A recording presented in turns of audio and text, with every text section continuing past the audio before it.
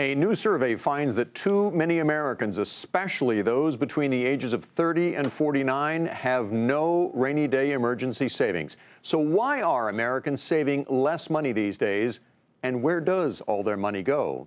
Sharon Epperson takes a look. When it comes to saving for a rainy day, everybody knows what they should do. Try to save more, try to manage my money a little bit better. You can't live check by check, because you never know. Every time you get paid, you put something aside. But there aren't too many people actually doing it. Do you have money put aside for emergencies? I do have money saved. No. More than a quarter of Americans have no emergency savings. Even as the stock market reaches new heights and parts of the economy are slowly starting to improve, Americans have made very little progress in their savings, according to a new survey by Bankrate.com. Half of Americans have less than 3 months' worth of expenses saved, the survey found. Fewer than 1 out of 4 have saved 6 months or more of expenses, the ideal amount recommended by most financial experts. This lack of emergency savings and lack of sufficient emergency savings is pervasive in America. Even the highest income earning households, the top third of income earning households, fewer than half of them have an adequate emergency savings cushion. Another study by the Corporation for Enterprise Development found that a quarter of middle-class households, those earning between $56,000 and $91,000 a year, are considered liquid asset poor, meaning they have less than 3 months' worth of savings to even live at the poverty level. That's less than $6,000 for a family of 4. People are stunned when they see it's not just an issue faced by people who are traditionally viewed as poor. 89% of the people in liquid asset poverty are employed, which to me also refutes the stereotypes of people who are really living on the financial edge. Many working Americans say they just don't have that extra money to sock away. Their paychecks have stayed about the same, even as there have been modest increases in expenses for food and transportation. That leaves little wiggle room in the budget.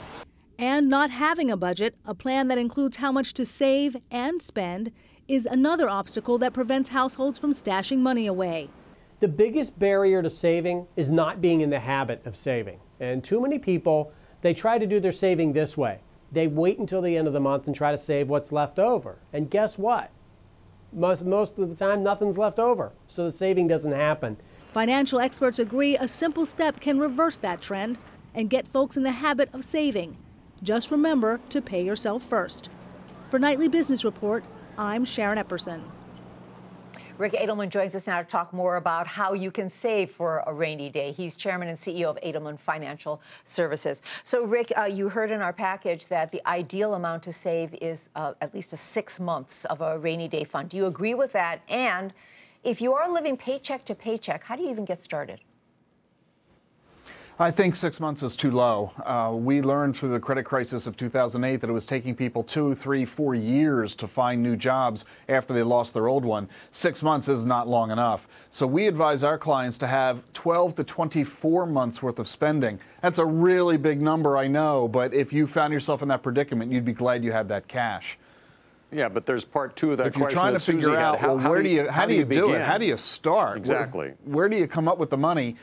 Just start. It's as simple as that. You know, how to eat an elephant? One bite at a time. So if you're trying to amass thousands of dollars in cash reserves or a rainy day fund, just put away $20, $50, $100, whatever you can out of this paycheck. Don't worry that it doesn't seem like a too small amount of money. Just get started. And for those who are convinced they can't afford to, as Sharon mentioned in the package, pay yourself first. Before you start paying your bills, write a check to yourself and deposit it into a money market account or a bank account. You'll still be broke when you're done paying your bills, but now you'll be broke with money saved as opposed to having no money without any money saved. And my favorite strategy is to use coins.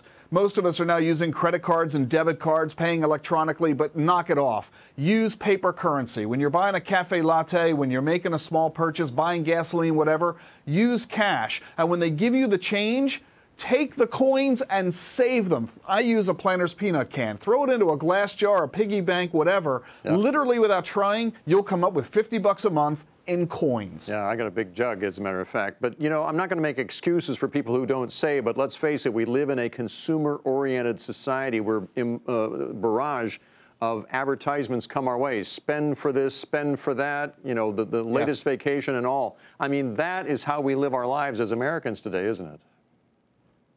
It is, unfortunately, and the peer pressure to constantly spend really does us in. When your coworkers say, hey, let's go out for a drink after work, well, $30 later, you know, where are you? So it is a problem. This is why we've got to break out of that habit. Another really good strategy to help you do this is to have your employer direct some of your paycheck directly to a savings account. Many employers will do this by having the money get diverted before you get your paycheck. You won't even notice it's missing, so that you can go out and have fun with your friends. And better yet, choose something that doesn't involve spending money. Instead of going to a bar, go to a library. Instead of going to a movie, go to a park. Go to a museum. Go to a gallery show. Do something, ride a bike. Do something that doesn't involve spending money. All right, so if I started today, right after the show, did what you're saying, how long would it take me to put together a 6-month rainy day fund, a 12 to 24-month rainy day fund? If you're really starting from zero right now, we find it takes our clients typically 2 to 3 years. So don't worry that it's going to take you a while. You'll be amazed at how fast that time goes by. You've got your whole life ahead of you to pull this off. Remember, the longer you delay in starting, the longer it'll take for you to achieve this goal. And you do not want to enter retirement without having cash reserves. You don't want to face a job loss or a car repair or a roof leaking or a medical crisis facing you the situation of not having any cash. All right. Thank you. A lot of good tips. Thank you so much. Ric Edelman with Edelman Financial Services.